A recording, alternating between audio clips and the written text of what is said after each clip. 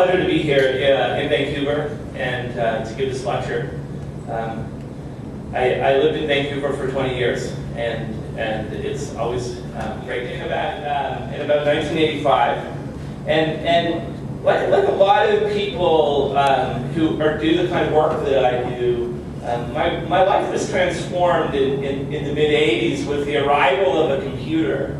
It's hard to even imagine for me to remember this, but there was a day, maybe a Tuesday, where I didn't have a computer, and then there was the next day, the Wednesday, when I did. It's almost impossible to imagine such a transformative change as that, and I'm really happy that I was able to be at that age when this happened, because I was so receptive to all the power that a computer brings with it. And of course, this company, Apple, was a big influence on me. But I'm talking about the apple on the left and not the apple on the right. So remember the apple on the left?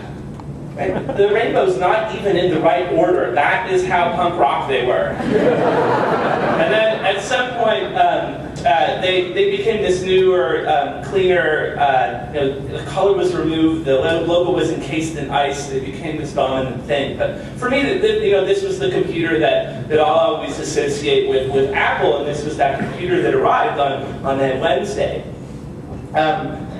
I'm not going to talk about the man on the left. He's certainly got a lot of media attention, deservedly. I'm going to try that again. Over the last few weeks, I'm going to talk about the guy on the right a little bit, though. Does anybody know who this is? Nope. It's not Santa or Wozniak, both good guesses. This is Bill Atkinson.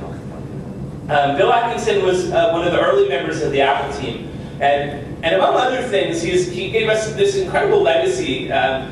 This sort of graphic user interface of the Mac is largely the child of Bill Atkinson. But he also developed things like drop-down menus. He developed that selection lasso that you use to select things on your computer. So every time we use a computer, we're using things that were developed in these really fast-flowing days of early Apple. But I'm interested in one thing that Bill Atkinson was in charge of and that Bill Atkinson developed, and that is HyperCard. Does anybody remember HyperCard? Yeah, lots of people remember HyperCard. So HyperCard was an application that shipped on that box that I showed you. So it came with the computer, and it was a program that was intended for people to make applications on their own.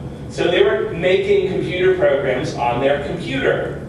So these might be a little application to keep track of the statistics for your basketball team, or these were called stacks. So this is a stack to help somebody with their research. It might be a stack to teach people about classical music, or a stack to do conversion between different formats of others. And for all intents and purposes, kind of a non-issue until 9/11, and then we see it sort of parallel communism since then. And so I was interested in sort of the expressivity of these graphs, but also I was interested in how much information we could put into them. Here, like a lot of my work, I'm interested in the aesthetic of data, and I'm not necessarily looking at these as infographics in any kind of way, so I don't really expect somebody to look at this and get too much data out of it, but we'll sort of get to that a little bit further. This is a timepiece graph. It reads like a clock. And again, 1981 to 2011. In red, we have Iran, and in gray, we have Iraq. So I built this as a timepiece because I wanted to suggest a cycle. Similarly, in this image, this is hope in white and crisis in gray.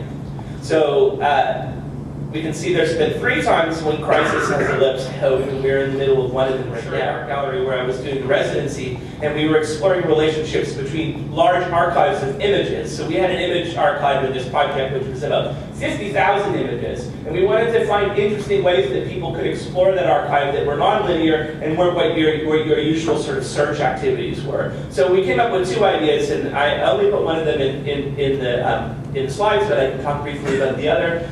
This is a similarity map where we start with a central image, and then we have an algorithm which looks at other images which are compositionally similar to it, and then arranges them in a pattern which is like a fingerprint for that image within the archive.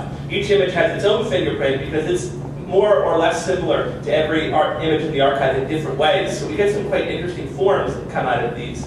And then this is an application where you can click on any image, see the image, and then also use it as a center for another map. So it's a really engaging way for people to explore the archive. The other one, which I forgot to put slides in for, was a system which allowed us to select any 2 images from the archive and breed those images together using a genetic algorithm. And then we would ask what other images in this archive could be offspring of those 2 images. So in a way, the conceptual way that I approach this is like, what if an archivist found this archive 300 years from now and assumed it was a linear archive and tried to assemble it as if it were a tree? How would they assemble it? Which one would be the Adam and the Eve of the archive? And how would it sort of grow forward? And again, this is a really expressive way of exploring an archive and kind of a really interesting way to do that. All of these projects got me focused in converging onto some historical pieces in contemporary art. This came out of a discussion with an epidemiologist friend of mine about how we could maybe use this information we're sharing over social networks to model human traffic, human travel. So this is an interface. It's an exploratory interface. This is only a video render from it, but you can pan around and replay the system and load a new search. And so these things that I'm showing you are artifacts of the actual thing. The things that I build are software applications. This comes back to my early experience with HyperCard. I was raised thinking we could make our own programs to do things, so that's what I do in my practice. Here's a more fun one called Good Morning, which looks at people saying good morning to each other around the globe on Twitter. The green people are saying good morning very early, and the red people are saying good morning very late. So as we go through North America, you'll see lots of green on one side and lots of red on the other, and that's all time zone adjusted, that people in the East Coast tend to just get up earlier than people on the West Coast. But it's such an exciting world to be working in this type of work that I'm doing because the internet has sort of enabled so much tremendous amount of sharing. You can build things that may not have any particular purpose, but that can go on to be very useful to people that you didn't know they would be useful for. So in the spring, I'm sure a lot of us read the news, but NASA's Kepler project announced that they had found about 1,200 candidates. They were called exoplanet candidates. They were these objects in space that were very likely other planets rotating around distant stars.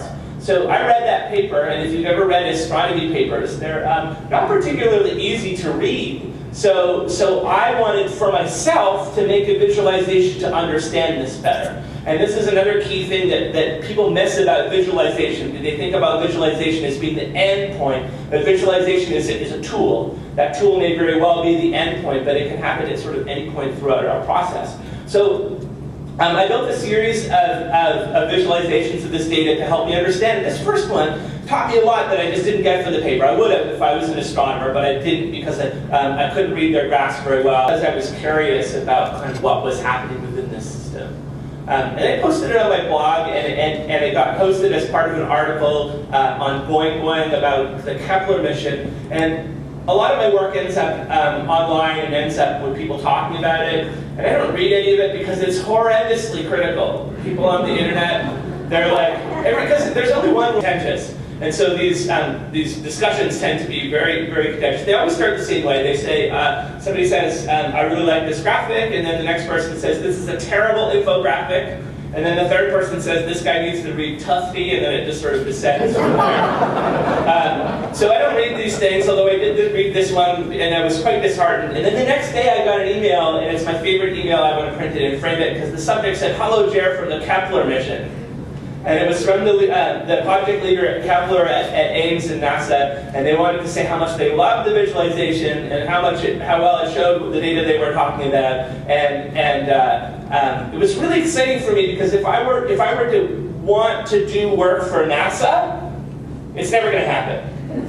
It could be because they're the government, so we have to go through this incredible process. They wouldn't pay me enough money to make it worth my time, and instead we can do something very quickly, post it on the internet, and then this becomes useful for an organization like NASA, who probably doesn't have the funding in the first place to understand what conversation about Times content looks like. and it allows us to identify hotspots of conversation. It allows us to sort of look at what's happening from one story to another in real time. So the newsroom is able to look at how their stories are kind of being shared and used as they happen, 5-minute delay.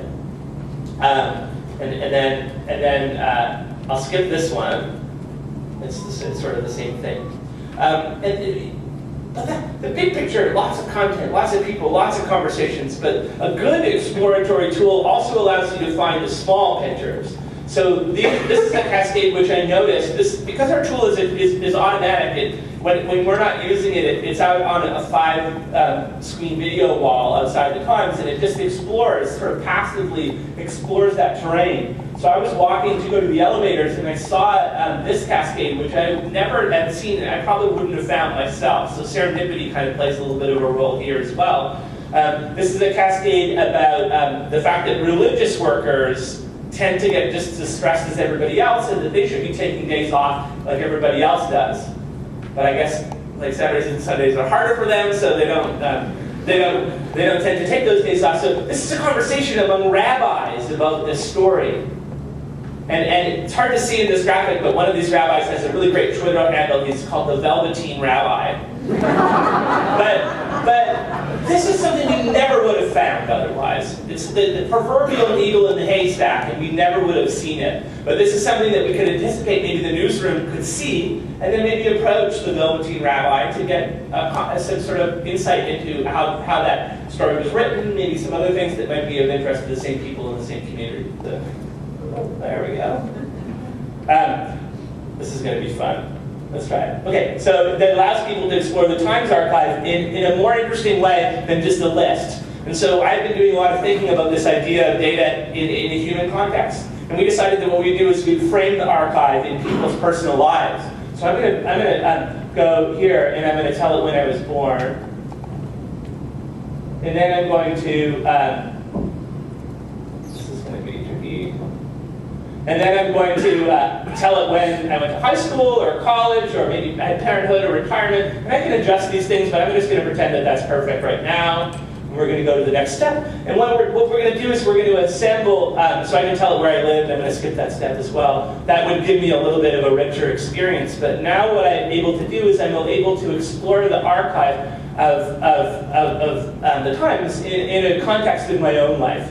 So at the bottom, we sort of see that timeline that I built, so I can see which of these things happened in high school, et cetera, et cetera, et cetera. And then I can select some of these events and build these things that had a personal resonance for me onto this map. And then eventually, I'll be able to kind of share that map and show other people kind of my own personal connection with the Times archive. And then up at the top, there's some numbers that go by to put things into context. So the Dow Jones Index, the price of oil, box office receipts, mentions of the word war in the newspaper, all kinds of like these indexable numbers that will hopefully make things make a little bit more sense.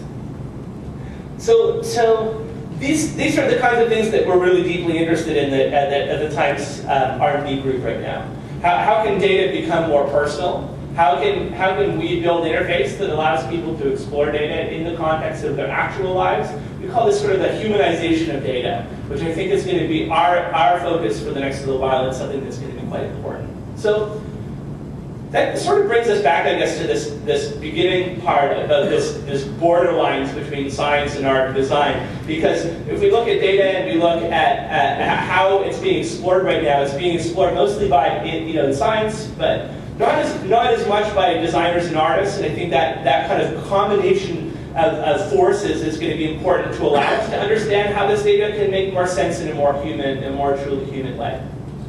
So the last thing is that if you have questions or you'd like to get in contact with me, the reason I speak at these events is to sort of make conversations in context, so please get in touch, and I'd love to hear from you. Thank you.